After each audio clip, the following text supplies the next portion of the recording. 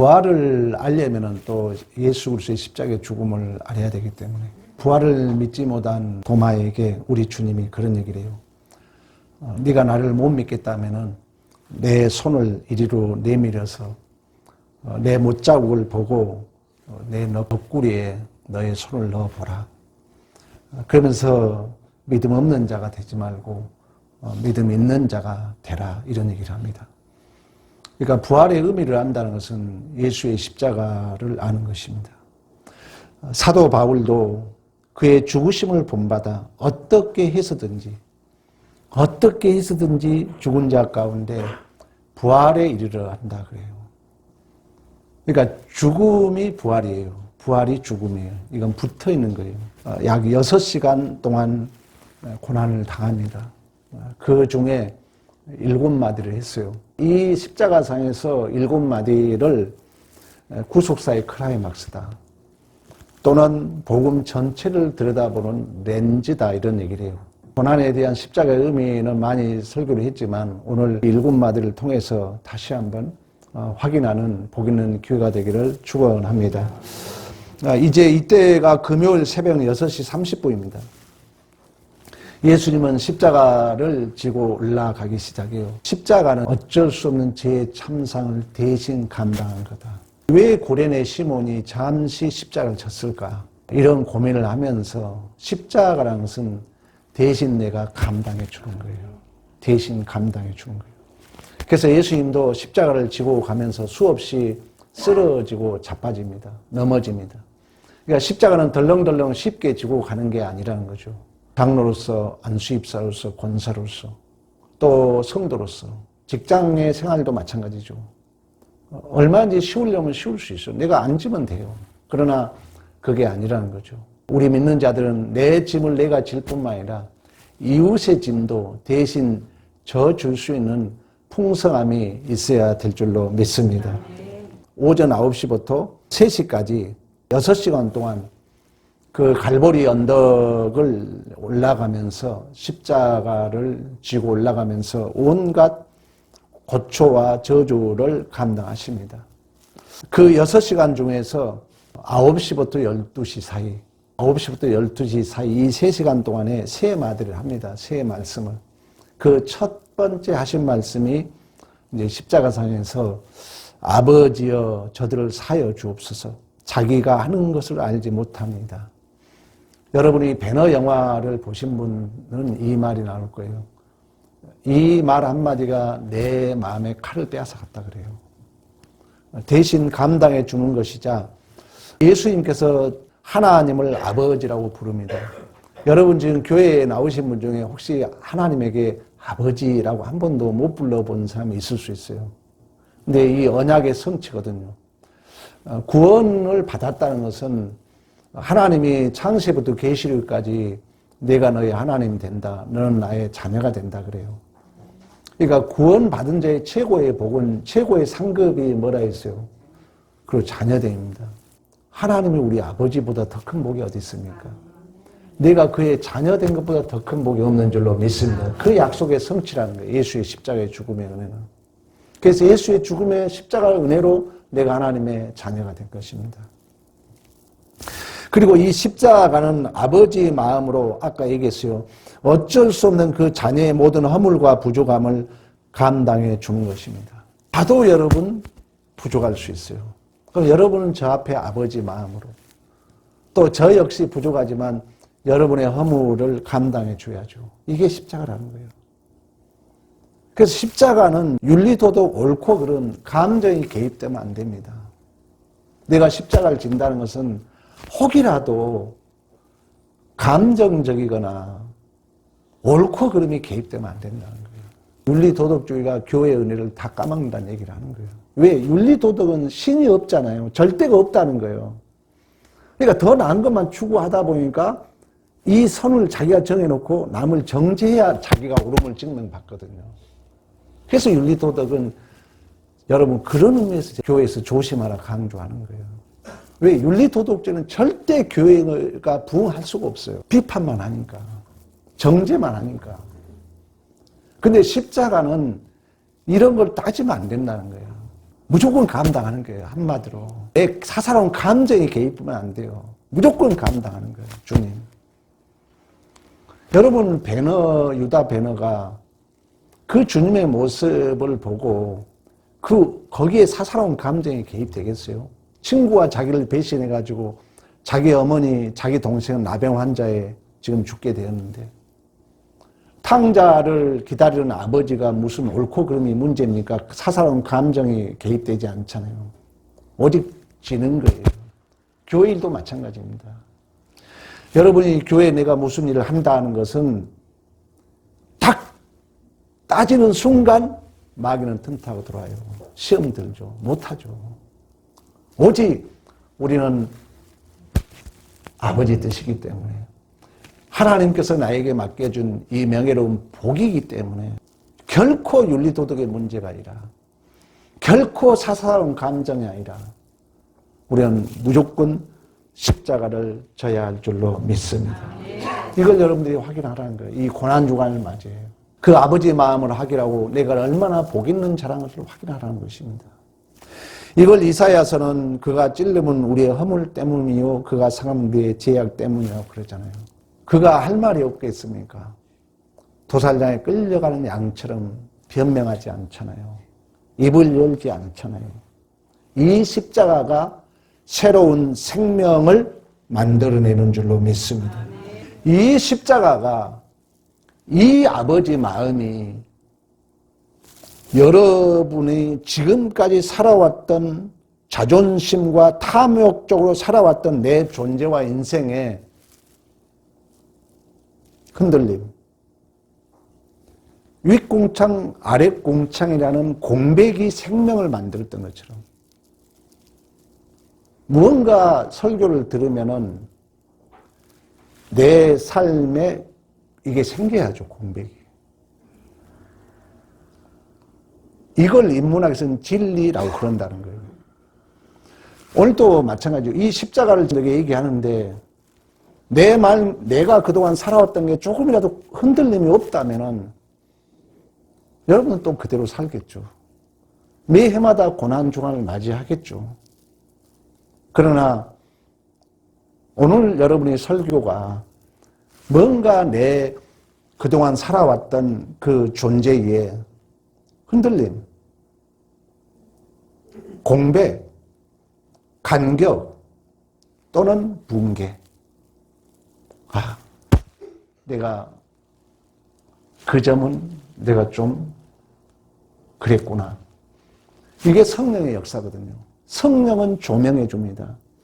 성령은 자각하게 합니다. 성령은 리폼드, 개혁하게 합니다. 돌아오게 합니다. 그때 우리는 성장이라는,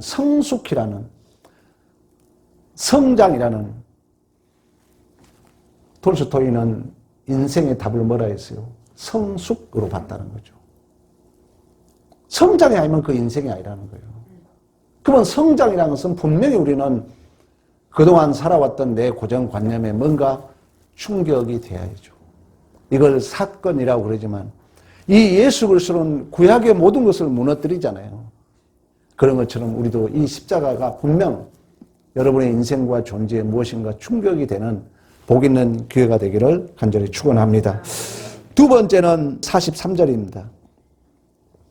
내게 이르노니 오늘 내가 너와 함께 낙원에 있으리라.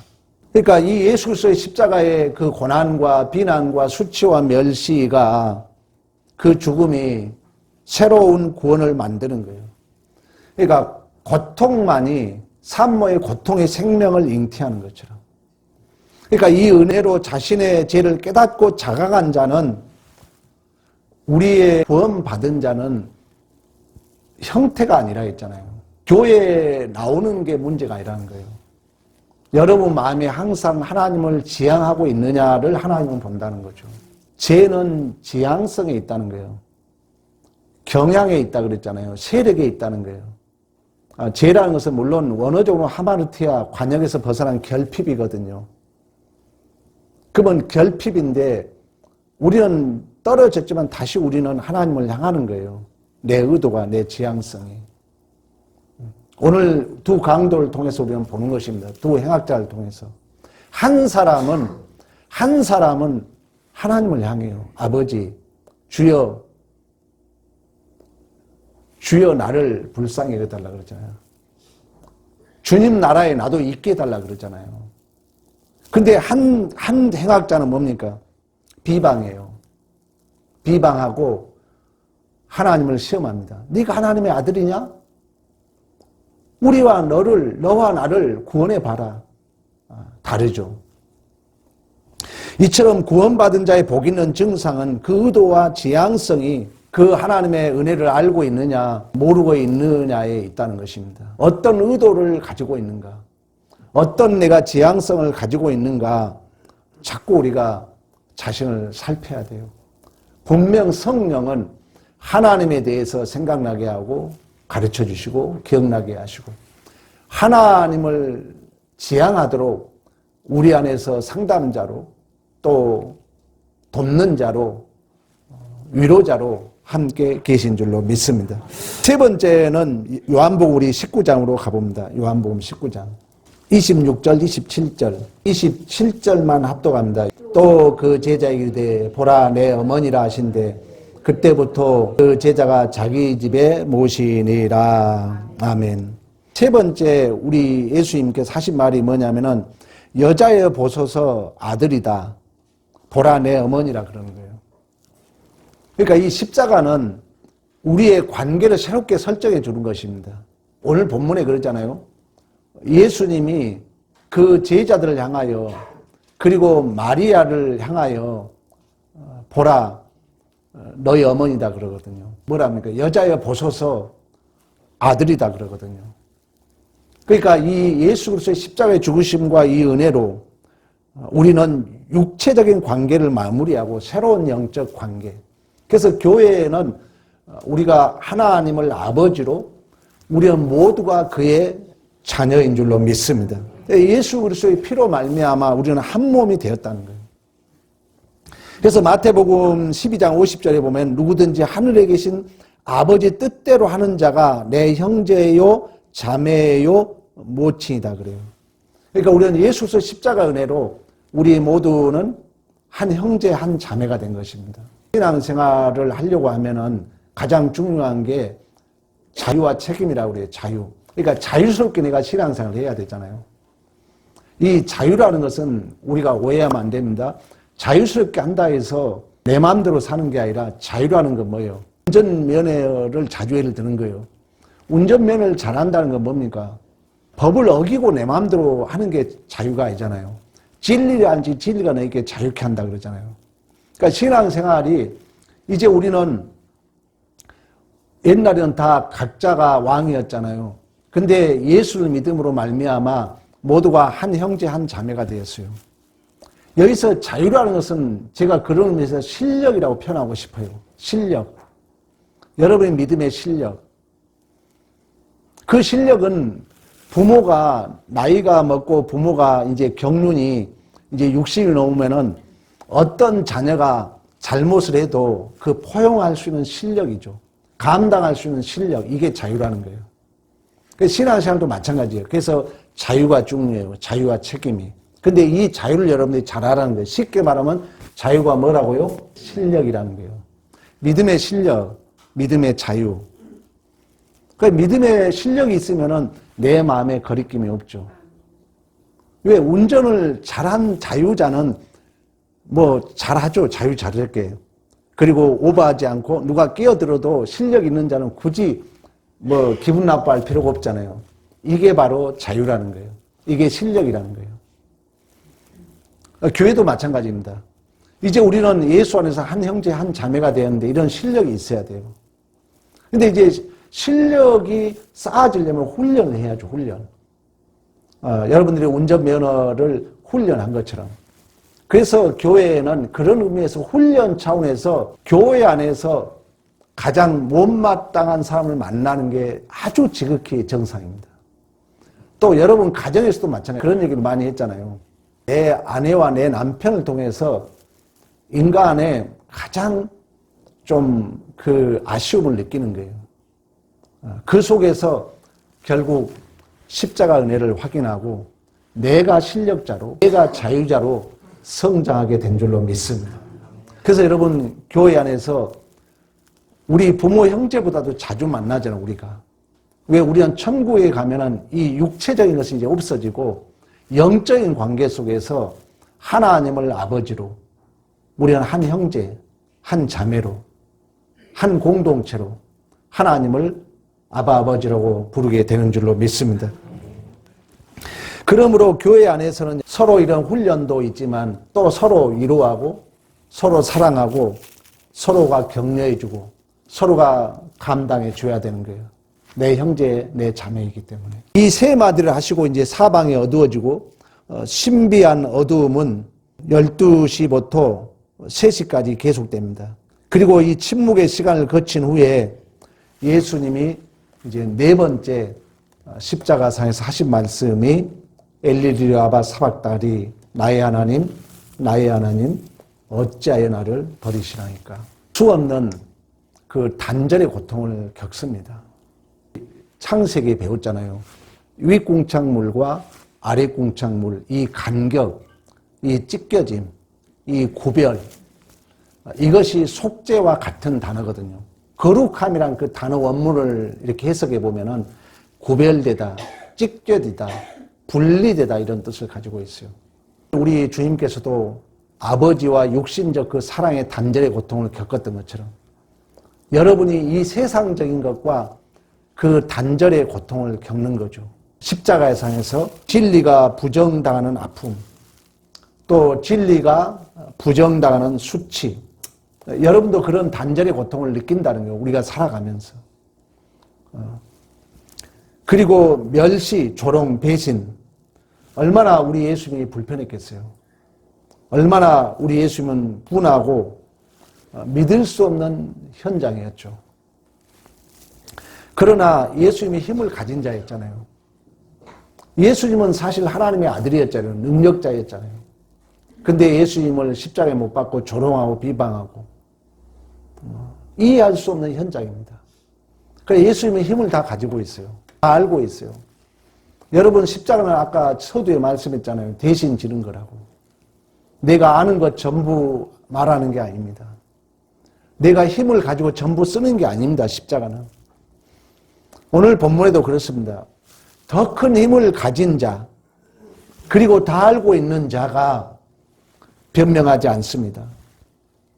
도망가지 않습니다. 도망가지 않는다는 얘기는 인내와 동격입니다. 인내를 원어 해석해 보면은 내 마음에 안 들고 힘들지만 도망치지 않는 것이라고 이렇게 해석이 되어 있어요. 우리는 그럴 수 있잖아요. 내가 마음에 안 들면 내가 못마땅하면 도망갈 수 있잖아요. 그리고 내가 힘이 있으면은 막 변명해가지고 이겨버릴 수 있잖아요. 근데 우리 주님은 그렇지 않다는 거예요. 오늘 4번째 하신 말씀이에요. 하나님 어찌 나를 버리시나이까? 왜 하나님 나를 몰라줍니까? 왜 하나님 저들을 나를 이렇게 몰라줘도 가만히 있습니까? 이런 그 이해되지 않는 그 십자가 현장. 그러나 우리 주님은 변명하지 않는다는 것입니다. 도살장에 끌려가는 양처럼 입을 열지 않았던 것처럼. 그리고 보복하지 않고 물러서지 않습니다. 그리고 끝까지 견뎌요. 결국 진실로 하나님의 아들이었도다 그 항복을 받아내기까지 도살장에 끌려가는 양처럼 입을 열지 않는 죽음, 또한 그 창조자의 침묵, 결국 새 생명을 만들어내는 줄로 믿습니다. 이런 십자가를 여러분들이 바로 알므로 말미암아 우리의 그 어떤 그 자존심, 또 탐심, 이기심이 구원은 뭐라 했어요? 또 다른 의미는 뭐냐면은 침노를 당한다 그랬잖아요. 여러분이 영화를, 그 감동적인 영화를 보면은 막 눈물 흘리면서 나도 바르게 살아야 되겠다 이런 마음을 갖잖아요. 이걸 충격이라 그런다는 거죠. 이걸 공백이라 그런다는 거죠. 이게 자신의 붕괴라고 그런다는 거죠. 지금 오늘 우리가 왜 지금 십자가 설교를 듣습니까? 여러분도 그래야 된다는 거예요. 이해되지 않고 억울하고 분노스러울 때 우리 주님이 어땠는가? 우리 주님이 힘을 가지고 다 알고 있었지만 변명하지 않고 도망치지 않고 이기지 않고 끝까지 도살장에 끌려가는 양처럼 입을 열지 않는 죽음, 그 침묵, 그게 결국 새 생명을 만들었던 것처럼 이런 이제 예수를 알게 되면, 이런 십자가 알게 되면 우리의 탐심, 우리의 자존심이 침노당하는 거예요. 그리고 늑탈당하는, 빼앗기는 이러한 새로운 삶을 살게 되는 줄로 믿습니다. 이제 다섯 번째는 내가 목마르다 그럽니다. 물론 이제 마태, 마가, 누가를 공간복음이라고 그러고 사복음서를 요한까지 이제 포함합니다. 그러니까 이 일곱 마디가 누가복음에 그 저자 누가가 기록하지 않는 것을 요한은 기록해 놨어요. 요한복음으로 가봅니다. 요한복음 19장 28절로. 그 후에 예수께서 모든 일이 이미 이루어진 줄 아시고 성경을 응하게 하시사 이르되 내가 목마르다 하시니. 인간은 끝없는 목마름이 있습니다. 사마리아 여인이 등장해요. 사마리아. 근데 이 사마리아 여인은 현재 살고 있는 남편, 그리고 이미 이혼을 5번 했어요. 그러니까 6명이에요. 그러니까 6이란 얘기는 제가 자주 얘기했잖아요. 6은 결핍의 수입니다. 모자람의 수예요. 흉내내는 수예요. 그러니까 항상 모자라니까 목마른 갈증을 채우기 위하여 물을 뜨러 다니는 거예요. 근데 이 물을 뜨러 다니는데 정오 12시에 뜨러 다닌다 그러잖아요. 그 말은 그 어떤 뉘앙스를 가지고 있냐면은 창피하니까 사람 없을 때 대낮에 물을 뜨러 가다가 주님을 만납니다. 우리는 사실 그래서 영생은 예수를 아는 거라 그러거든요. 지금도 지금 십자가를 얘기하고 있는데 예수를 얘기하고 있는 거예요. 계속해서. 그러니까 이 세상적인 그 무엇을 짝 해봐도 여러분들이 그 목마른 갈증은 채울 수 없잖아요. 왜? 이 세상은 절대가 없기 때문에 계속 더 많은 것만 추구하게 돼 있어요. 그래서 여러분 예수를 모르면 아무리 많이 가져도 만족이 없는 거예요. 속지 마요. 여러분이 지금 가지고 있는 게 성경은 뭐라면 분복이라고 그래요. 따라해봐요. 분복. 뭐라고요? 분복. 하나님이 주신 복이라는, 각자의 분량에 따라 준 복이라는 거예요. 그러니까 우리 믿는 자들은 누가 가장 행복한 거예요? 내가 가장 행복한 거예요. 우리 믿는 자들은 하나님이 각자에게 최고의 복을 나누어서 줬기 때문에 우리 믿는 자는 누가 제일 행복하다고요? 내가 제일 행복한 거예요. 여러분 교회에 다니면서 불행하다는 얘기하면 다른 사람들이 비웃어요. 당당하게 얘기해요. 입고 끌 때 나는 내일 제일 행복하다. 나는 자신 있게 행복하게 살 자신 있다. 나는 이렇게 얘기해요. 여러분 없으세요? 나한테 와서 가르쳐 달라 하세요. 예수를 알지 못하면 이 목마른 갈증은 채울 길이 없다는 거예요. 사마리아 여인을 통해서 얘기해요. 그때 예수님이 뭐라며 내가 주는 물을 마시는 자는 영원히 목마르지 아니하리니 영생하도록 샘물이 되는 줄로 믿습니다. 그러면서 계속해서 뭐래요? 누구든지 목마르거든 내게도 마시라. 생수의 강이 흘러나리라. 생수의 강이 흘러나야 되잖아요. 계시록 공부했잖아요. 성전에서 생명수가 흐른다 그랬잖아요. 근데 성경은 이 생수의 강을 뭐라고 해석한다 그랬어요? 생수의 강이 성경은 뭐라고 해석했죠? 흘러나오리라. 요한복음 우리 7장으로 가봅니다. 38절, 39절 합독합니다. 시작. 나를 믿는 자는 생수의 강이 흘러나오려 하시니 이는 그를 믿는 자들에게 받을 성령을 가리켜 말씀하신 것이라. 아멘. 제가 계시록 설교 때도 얘기했는데 우리는 이 세상을 짜게 가지고 만족할 수 없어요. 설교 한 번 들어서 만족할 수 없어요. 예수 믿어서 만족할 수 없어요. 그래서 신적 보존은 뭘 줬다고요? 성령을 줬다는 거예요. 그럼 이제 성령은 여러분의 불만족스러울 때 예수를 생각나게 한다 했잖아요. 지금 여러분 설교를 들었잖아요. 근데 이 설교를 들을 때도 지금 딴 생각하고 있으신 분 있잖아요. 힘들고 피곤하고 아니에요. 주의 뜻을 분별하라 그랬잖아요. 우리에게 선물을 준 게 생수의 강이에요. 성령을 줬다면 성령이. 성령이 보혜사가 그랬잖아요. 파라클레토스 내 곁에서 나를 위로해 주시고 상담해 주시고 도와주신 줄로 믿습니다. 근데 이 성령이 도와주는데 물리적인 게 아니잖아요. 지향성이라 그랬잖아요. 그래서 이 성령은 뭘 통해서 도와주겠어요? 말씀을 통해서 도와준다. 그래서 여러분들이 말씀을 들을 때도 성령을 의지해서 들어야 되고, 말씀을 제가 계속 강조하는 거예요. 말씀을 들으라. 말씀을 듣지 않으면은 내 가슴이 냉랭해진다니까요. 말씀을 듣지 않으니까 다른 데 중독되는 거예요. 연속국에 중독되는 거예요. 계속 봐야 돼, 연속국을. 왜? 내 마음에 채울 게 없으니까. 계속 오락을 해야 돼. 뉴스를 봐야 돼. 왜? 내 마음에 텅 빈 이 666을 채울 수가 없기 때문에. 말씀 들으라는 거예요. 말씀 듣고 궁금한 건 여러분 질문하라는 거예요.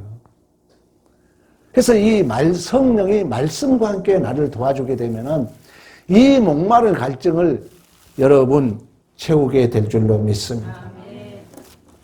그러면서 여섯 번째는 다 이루었다 그럽니다. 다시 요한복음 19장 30절로 갑니다. 예수께서 신 포도주를 마신 후에 다 이루었다 하시고 머리를 숙이니 영원히 떠나니라. 아멘. 우리는 계시록을 통해서 확인했습니다. 알파와 오메가 되신 예수 그리스도. 우리의 죄를 완전히 단절시키고 멸절시키시고 예수께서 다시금 승리하신 줄로 믿습니다. 사명의 완성, 구원의 완성이에요.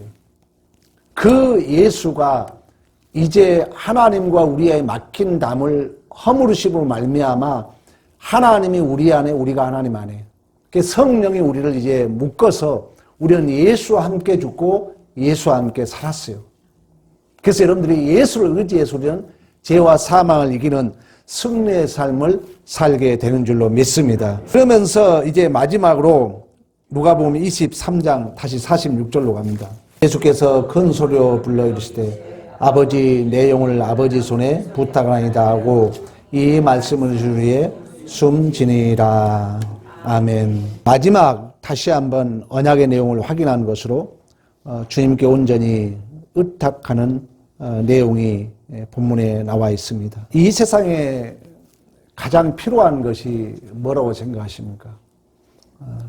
진실로 우리가 이 세상에 필요한 것은 어떤 우리가 보기에는 돈이고 건강이고 뭐 권세인 것 같지만 여러분이 살아보면 살아볼수록 우리가 진실로 필요한 것은 보이는 것이 있는 게 아니라 보이지 않는 진정한 가치, 사랑, 용서, 또 인내 이런 다양한 것들이 진실로 소중하다는 것을 여러분들이 살아가면서 느낄 거예요. 하나님이 우리에게 진정한 평안을 준다고 그래요. 그러니까 이 세상에서 바꿀 수 없는 평안, 이 세상의 것으로 대체할 수 없는 평안, 오직 예수 그리스도 안에 있는 줄로 믿습니다. 그 단톡에 올렸는 거 봤는지 모르겠어요. 2017년 12월 10일입니다. 달라스, 미국 달라스. 저는 미국 달라스를 은혜 가운데 텍사스거든요. 갔다 왔던 기억이 납니다만 거기서 그 BMW 마라톤 대회가 있었습니다. 근데 1등, 2등이 현격한 실력으로 거의 골인 직전까지 와요. 대개 마라톤 여러분 보면은 선두 그룹은 차이가 많이 나잖아요. 1등, 2등이 지금 골인 지점 약 180m를 남겨놓고 1등이 쓰러집니다. 참 우리 같으면 어떨까요? 그걸 보면서 엄청 많은 생각이 있거든요. 여러분이 오늘 고난주간을 생각하면서 뭔가 하나 내 이 십자가가 내 삶의 흔들림을 가져야 될 거 아니에요. 자, 1등이 180m 앞두고 쓰러졌어요. 내가 2등으로 왔다면 얼마나 기회입니까? 그러면 나는 모른 체하고 골인하면 내가 1등이에요. 손흥민 아버지가 그 손흥민에게 그렇게 가르쳤다잖아요. 너 남이 넘어진 걸 이용해서 골을 넣지 말아라. 될 수면 네가 골을 넣을 걸 패스해라. 이 마라톤 대회에서도 1등한 자가 180m 남겨놓고 쓰러집니다. 그러면 2등한 자는 잠깐 와서 1등할 수 있거든요. 그런데 1등한 자를 이렇게 세워요. 이렇게 세워서 같이 뜁니다. 근데 또 쓰러져요. 근데 2등한 자가 다시 이렇게 세웁니다. 거의 꼬린 직전, 그 꼬린 라인이 다 왔는데 또 쓰러져요. 불과 1m 남겨놓고 쓰러져요. 잘못하면 내가 먼저 몬다 하면은 내가 우승해요. 근데 그 쓰러진 자를 또 이렇게 세워. 또 이렇게 세워가지고 끝까지 그 1등 했던 자를 밀어요. 그래서 우승 테이블을 1등인 자가 끊도록. 그리고 1등한 자는 거기서 쓰러져서 이제 앰뷸런스로 실어가는 그런 내용이거든요. 여러분, 이 고난주간을 생각하면서 십자가는 대신 지신 것입니다. 무엇이 생명을 만들어낼까요? 그 못마땅 억울함, 이해되지 않는 그 현장. 우리 예수님은 다 알고 있어요. 다 능력을 가지고 있어요. 근데 그 예수님은 결코 그 실력 발휘를 하지 않습니다. 그 1등한 자가 쓰러졌을 때 2등한 자는 발 한 번 뻗으면 1등할 수 있거든요. 그러나 끝까지 1등한 자를 밀어서 1등하게 하고 자기가 2등의 자리를 차지했던 것처럼 우리가 십자가를 진다는 것은 정말 쉽게 지는 게 아닙니다. 여러분, 교회 생활이 쉽다고 생각하면 안 돼요. 우리 주님은 십자가를 지기 전에 어떤 기도를 한 줄 아십니까? 이거 찾아보고 마치도록 하겠습니다. 누가복음 22장으로 가보면 돼요. 44절 우리 압도합니다. 시작. 예수께서 힘쓰고 애써 더욱 간절히 기도하시니 땅이 땅에 떨어지는 핏방울 같이 되더라. 아멘. 왜 예수님도 고난이 없겠어요? 왜 고민이 없겠어요? 우리 신앙생활도 그렇잖아요. 내 자존심, 내 환경, 내 조건 따지면은 내가 알고 있는 상식에 의하면은 참 이해되지 않죠. 그러나 여러분, 이 십자가를 진다는 것은 오늘 말씀하고 있잖아요. 그 앞절에 보면 내 뜻대로 마시고 아버지 뜻대로 원한다고 기도하잖아요. 42절에. 그리고 이제 44절에 간절히 더욱 간절하고 힘쓰고 기도하여서 결국 그 땀이 땅에 떨어져서 핏방울이 되었다고 말씀했던 것처럼 그 예수님은 결국 변명하지 않습니다. 예수님은 엄청난 고난이 있었지만 그 십자가 앞에 변명하지 않아요. 당시에 로마의 권력 앞에 오직 자신들의 탐욕과 자존심의 배를 채우려고 속고 속이는 그 폭력 앞에 진리가 부정당하는 아픔과 수치와 멸시와 조롱과 배신, 그 불편함, 그 분노, 또 아무도 믿을 수 없는 현장. 그러나 예수님은 끝까지 변명하지 않습니다. 끝까지 보복하지 않아요. 물러서지 않아요. 도망치지 않아요. 끝까지 그 십자가를 감당합니다. 그러므로 말미암아 진실로 하나님의 아들이었다라고 항복을 받아내는 것처럼 여러분, 이 고난주간을 맞이해서 십자가는 대신 지는 것입니다. 대신 질 때 절대 윤리, 도덕, 옳고 그름이 동원되면 안 돼요. 감정이 동원되면 안 돼요. 절대 대신 질 수 없어요. 무조건 하나님만 바라보면서 묵묵히 여러분의 짐을 지게 되면 그 이후에 이른 성령이 살아계신 하나님, 기적의 하나님을 여러분 안에서 증언해 갈 줄로 믿습니다. 꼭 이 고난주간을 통해서 무엇인가 여러분 마음에 충격을 받고 공백을 만들고 흔들림을 받고 붕괴를 확인하는 복 있는 기회가 되기를 간절히 축원합니다.